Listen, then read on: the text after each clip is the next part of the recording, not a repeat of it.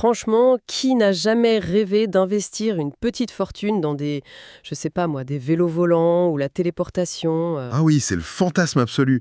Et c'est justement la promesse de Venture Angels, ce jeu où on incarne des investisseurs du futur. Exactement. Et on va décortiquer aujourd'hui pourquoi ce jeu, qui nous vend du bluff et de la haute technologie, c'est une sacrée déception.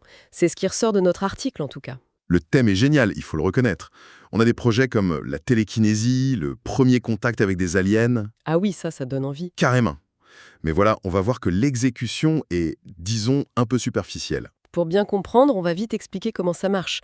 C'est simple, hein, on a des tuiles technologie au milieu et chacun son tour, on y pose des jetons de mise, face cachée. C'est ça, le cœur du jeu, une sorte d'enchère à l'aveugle, quoi. Et à la fin de la manche, on retourne tout et on voit ce qui se passe. Et là, il y a trois possibilités. La première, c'est le flop.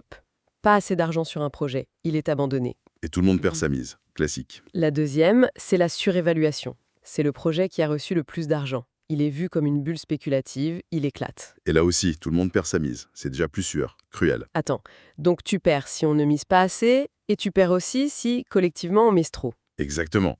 C'est ça qui est impitoyable. Mais alors comment on gagne? Eh bien, il reste tous les projets qui sont entre les deux. Ceux qui sont financés juste ce qu'il faut. Et pour cela, c'est le plus gros investisseur qui remporte la tuile. Pour ça, il y a même un jeton de valeur zéro. Une bonne idée pour bluffer. Mais est-ce que ça suffit? J'ai l'impression que c'est souvent la solution de facilité, le jeton de bluff pour donner une illusion de stratégie. C'est une excellente question, et c'est exactement là où le jeu se casse la figure. Le jeton, c'est une bonne idée. Il y a aussi 2, 3 règles pour équilibrer, mais le problème, c'est la structure même du jeu. Laquelle? Le fait de devoir éviter à la fois le projet le moins financé et le plus financé. En fait, on navigue complètement à l'aveugle. C'est exactement ça. C'est le mot qu'on a utilisé dans notre article. On ne prend pas de décision, on fait des paris. Je me souviens d'un tour, j'ai posé mon plus gros jeton en fermant les yeux. Presque. Ah oui, c'est tout à fait ça. J'avais l'impression de jouer au loto, quoi. Pas de construire une stratégie. C'est le sentiment général, en fait. On subit le jeu. On essaye de deviner ce que les autres vont faire, mais sans aucune info tangible. Du coup, la victoire ou la défaite, ça semble complètement déconnecté de nos choix. Bon, pour être juste, tout n'est pas à jeter. Le design des tuiles est super sympa, très coloré. Oui, le matériel est chouette. Et le jeu s'explique en 5 minutes, vraiment. L'idée de départ reste très séduisante. Absolument.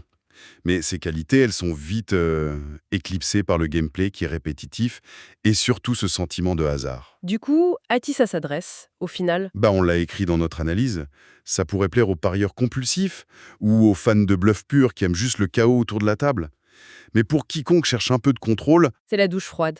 c'est la douche froide exactement. Ce qui nous amène à notre conclusion. Dans l'article, on a appelé Venture Angels un ange déchu. C'est cette fameuse start-up qui promettait la lune et à la fin, il ne reste que des PowerPoints et des regrets. Et c'est pour cette perte totale de contrôle qu'on a dû lui donner une note très très sévère, 1 sur 5. Et cet échec, il amène une dernière pensée, je trouve. Le jeu, il n'arrive pas à rendre l'investissement amusant ou stratégique. Il le transforme en chaos. On peut se demander si, involontairement, ce n'est pas un miroir assez juste de notre fascination parfois aveugle pour les bulles spéculatives, les vraies, celles qui se forment autour des technologies du futur. Une réflexion sur la part de hasard dans nos propres espoirs d'innovation, intéressant.